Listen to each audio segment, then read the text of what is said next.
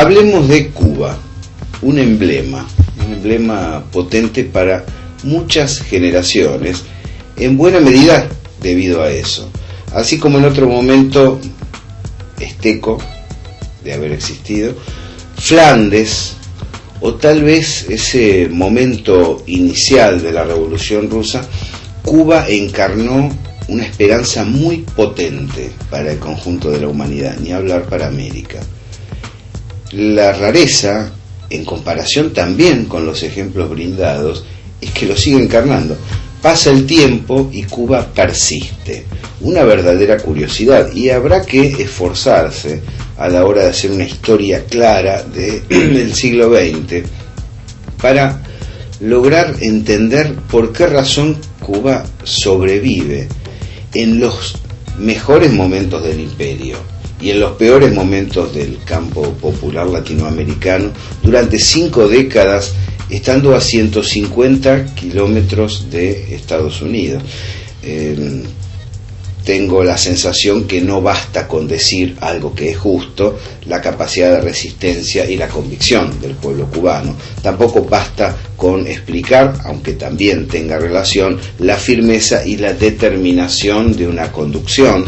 Y tampoco basta, pero es necesario incorporar al análisis, la herencia de el concepto de batalla de Ernesto Che Guevara, que tuvo mucha incidencia moral, mucha incidencia ética y conceptual sobre las nuevas generaciones cubanas. Pero lo cierto es que 5 generaciones después, Cuba está aquí y se da el lujo de hacer un 6º congreso como el que realizó en los últimos días, exitoso, planteando una reformulación de sus políticas económicas en áreas bastante sensibles. Por un lado, se va a eliminar una serie de subsidios que, en cierto modo, mantienen un equilibrio económico-social en la isla. Por otro lado, va a haber una reducción de empleados estatales, algo que, a los que conocemos el lugar, nos interesa saber cómo se va a resolver en el debate público cotidiano, porque no es un tema menor. Y por otro lado, se van a habilitar negocios privados de escala reducida. Bien, en otro momento, si este comentario lo estuviéramos haciendo en la década del 90, uno estaría sumamente preocupado y charlaría con ustedes indicando: es probable que Cuba esté derrapando hacia una vuelta al capitalismo en el peor de los sentidos. Lejos de eso, en este entorno del UNASUR, con naciones amigas que tienen divisas, materias primas y determinación política, el despliegue de Cuba para estas reformulaciones es adecuado. En ese sentido, la determinación de colocar a Raúl Castro al frente del partido, de despedir con lágrimas en los ojos a el grande de la revolución, que es Fidel Castro,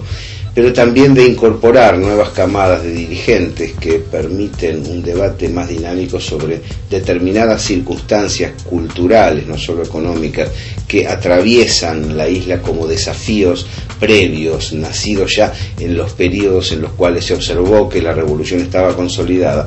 dan un dinamismo muy interesante que hace que el faro de América Latina se encienda nuevamente, desde el Caribe ilumine al conjunto de la región y diga: es posible cambiar sin modificar el trazo grueso, revolucionario y transformador.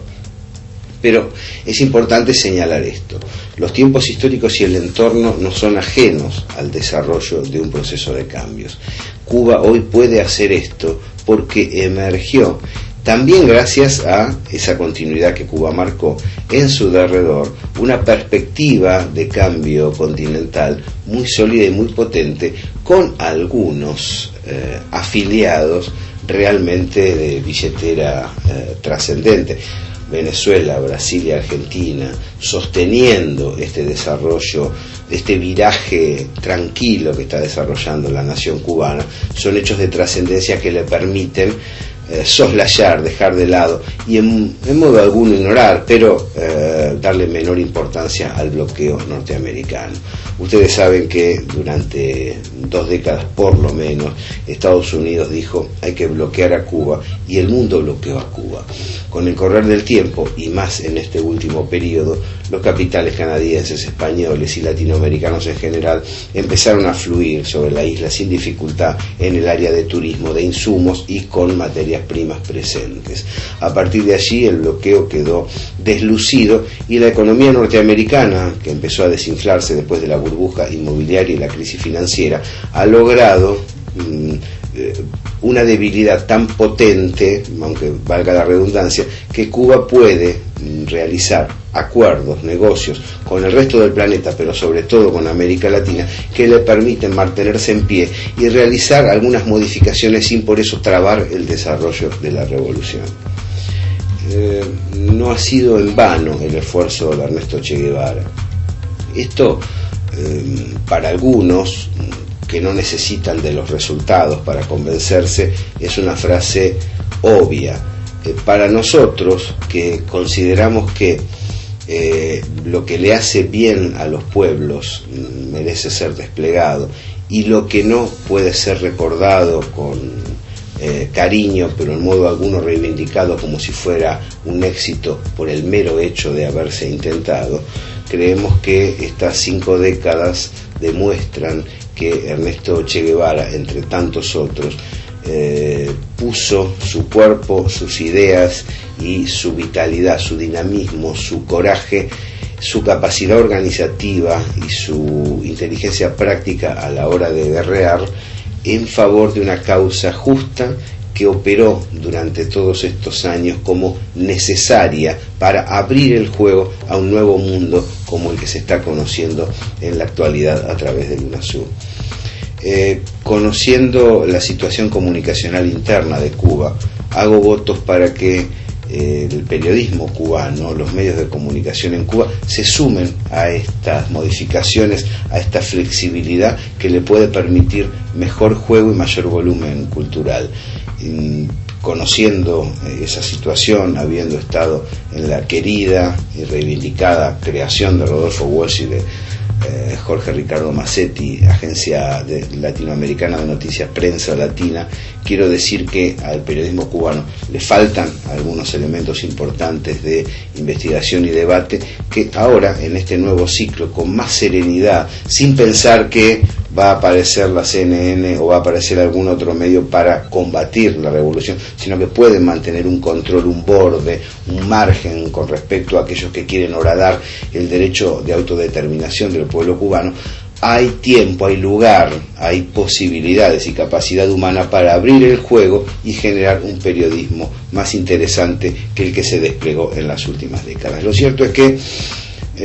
Cuba es un esteco vivo, Cuba es una suerte de lugar ideal que sin embargo se transforma en concreto. Cuba es un sueño al cual uno puede viajar y conocer. Cuba es un espacio en donde ningún niño tiene que trabajar, ni vender su cuerpo, ni su fuerza de trabajo, ni es golpeado, ni es castigado, ni es maltratado. Ese logro que los cubanos señalan como uno de sus grandes orgullos es lo que a todos nos conmueve cuando conocemos la isla y señalamos, y en cierto sentido valió la pena. Bienvenido al 6º Congreso, y bienvenido a las modificaciones para que la revolución cubana siga adelante. El zapatazo de la semana para la empresa Techint. Y por supuesto reivindicamos el derecho del Estado argentino de intervenir económicamente en las empresas donde tiene acciones y en la economía en general. Les habló Gabriel Fernández, esto es La Señal.